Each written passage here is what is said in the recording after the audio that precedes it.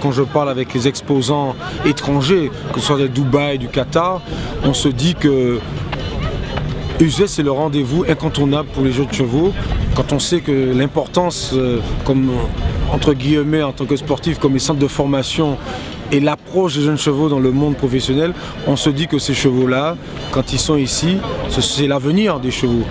Quand on voit le nombre de clubs, le nombre de centres hippiques qu'on a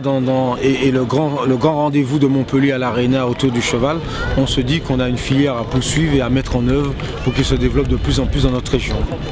Quand je vois ces ventes qui sont importantes, et il y a une réalité économique à travers ces manifestations sportives, on voit ce que la génère pour les éleveurs, on se dit qu'il faut poursuivre cette filière-là et qu'on a tout à gagner parce qu'on a un savoir-faire dans notre territoire, sur notre territoire, tout comme nos vignes. On peut très bien peut-être vendre nos chevaux de par le monde, en Chine ou ailleurs, où il y a des intérêts pour le cheval. Et nous avons ce savoir-faire que nous devons mettre en avant, que nous devons aussi élaborer parce que c'est important pour nous de construire ce vrai lien avec la région et tous ces éleveurs pour que nous puissions mettre, tout comme notre vin, un label du savoir-faire, pourquoi pas Sud de France, et faire en sorte que nous puissions aussi présenter notre savoir-faire à l'étranger, que ce soit au Maroc, que ce soit dans les pays du Golfe, que ce soit en Chine, qui sont pourvoyeurs